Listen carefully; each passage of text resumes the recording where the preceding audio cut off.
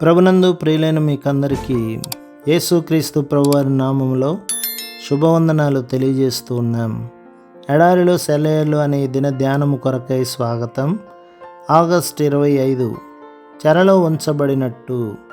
గలతీ పత్రిక 3వ అధ్యాయం 23వ వచనం. గతించిన కాలంలో దేవుడు ధర్మశాస్త్రం అనే శిక్షకుని క్రింద మనిషిని ఉంచి దాని ద్వారా విశ్వాసానికి దారి సిద్ధపరిచాడు. ఎందుకంటే ధర్మశాస్త్రం మూలంగా మనిషి దేవుని న్యాయ విధిని తెలుసుకుంటాడు. దాని మూలంగా తన నిస్సహాయతను గ్రహిస్తాడు. ఆ తర్వాతే దేవుడు చూపిన విశ్వాస మార్గాన్ని సంతోషంగా అనుసరించగలడు. దేవుడు ఎప్పటికీ మనలను విశ్వాసంలో బంధిస్తూ ఉంటాడు.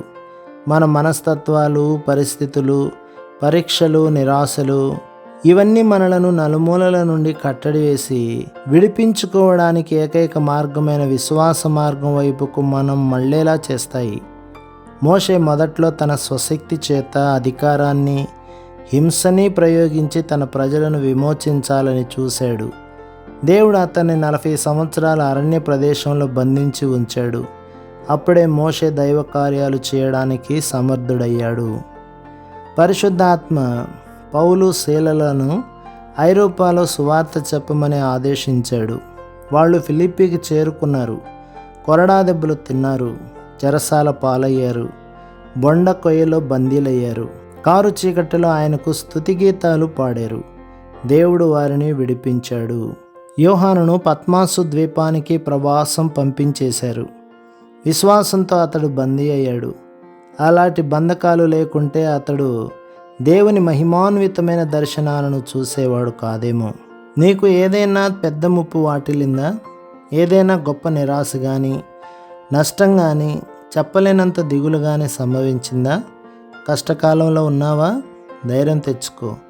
విశ్వాసంలో నువ్వు చెరలో ఉన్నావు. నీ కష్టాన్ని సరైన దృష్టితో చూడు. దాన్ని దేవునికి అప్పగించు. అన్ని విషయాలు సమకూడి జరిగేలా చేసే దేవునికి కృతజ్ఞతాస్తుతులు చెల్లించు.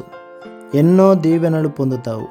సాధారణ పరిస్థితుల్లో కనిపించని దీవెనలు, సహాయము, దేవుని నడిపింపు నీకు కనిపిస్తాయి.